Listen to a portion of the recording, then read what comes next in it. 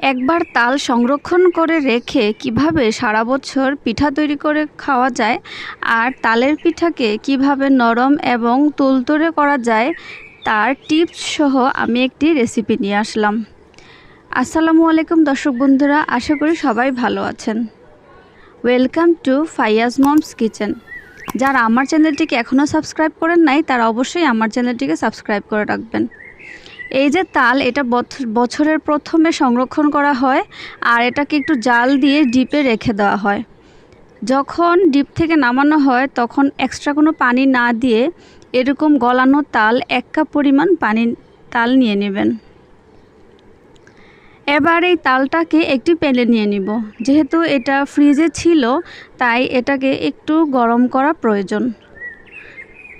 এখানে দিয়ে দিব 1/2 কাপ পরিমাণ চিনি, 1/2 চা চামচ লবণ আর দিয়ে দিব 1/2 কাপ পরিমাণ কুড়ানো নারকেল। নারকেল অপশনাল, যদি আপনাদের কাছে না থাকে তাহলে সেক্ষেত্রে নারকেলটাকে স্কিপ করতে পারেন। এবার নারকেল, চিনি, লবণ আর এই তালের মিশ্রণটাকে একসাথে মিশিয়ে আমি এটাকে চুলায় বসিয়ে দিব। এটা খুব বেশি জাল করার প্রয়োজন নেই বা বলক আনার প্রয়োজন নেই। জাস্ট যখন একটু হালকা গরম হয়ে আসবে এতটুকু পরিমাণ গরম করে আমরা এটা চুলা থেকে নামিয়ে নিব।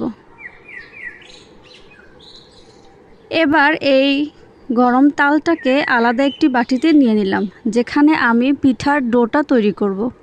এখানে 1 কাপ পরিমাণ চালের গুঁড়া দিয়ে দিলাম। তালের পিঠাতে কিন্তু অবশ্যই চালের গুঁড়া দিবেন। আর 1/2 কাপ পরিমাণ আটা দিলেই কিন্তু এটা নরম আর তুলতুলে হয়। এবার একটি স্প্যাচুলার সাহায্যে আমি খুব ভালোভাবে এই মিশ্রণটাকে মিক্স করে নিব। আপনারা অবশ্যই এই মিশ্রণটাকে কিন্তু হাত দিয়েও এই মিশ্রণটা তৈরি করতে পারেন। আর আরেকটা কথা ভুলে গেছি আমি বলতে, সেটা হলো আপনারা কিন্তু অবশ্যই এখানে 1/2 চা চামচের মতো বেকিং সোডা বা বেকিং পাউডার দিবেন। সেটা কিন্তু অবশ্যই দিতে হবে। বেকিং পাউডার আর বেকিং সোডাটা দিলেই কিন্তু আপনাদের এই পিঠাটা নরম তুলতুলে থাকবে।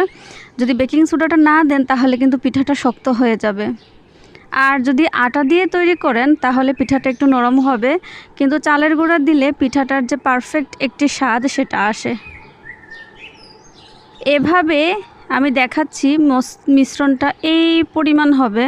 এভাবে মিশ্রণটা এতটুকু পরিমাণ নরম হবে, সফট হবে। খুব বেশি পানি দিবেন না আর খুব বেশি পরিমাণে এখানে ড্রাই করে রাখবেন না।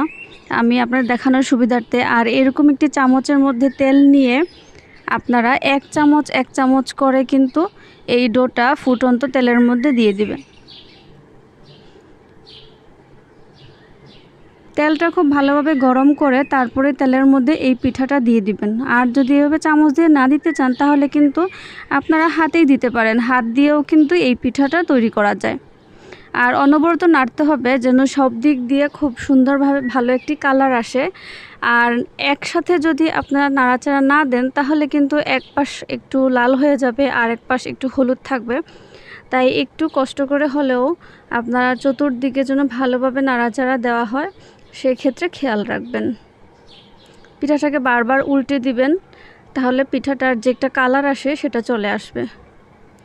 আর এই পিঠাটা তৈরি করতে কিন্তু খুব বেশি ঝামেলাও হয় না আর খুব বেশি দেরিও হয় না। খুব তাড়াতাড়ি অল্প সময়ে কিন্তু পিঠাটা তৈরি করা যায়। দেখুন কালারটা কি সুন্দর আসছে। অনবরত কিন্তু নাড়তে থাকলে এরকম একটা সুন্দর কালার চলে আসবে। খুব ঝটপট আর খুব তাড়াতাড়ি কিন্তু এই পিঠাটা তৈরি করা যায়। আশা করি আমার এই টিপস সহ রেসিপিটা ভালো লেগেছে। আর আপনারা দেখতেই পাচ্ছেন আপনাদের পিঠাটা অনেক বেশি গরম। আপনারা দেখানোর সুবিধার্থে আমি দেখাচ্ছি যে কতটুকু নরম হয়েছে, কতটুকু সফট হয়েছে। আশা করি আমার রেসিপিটা ভালো লেগেছে।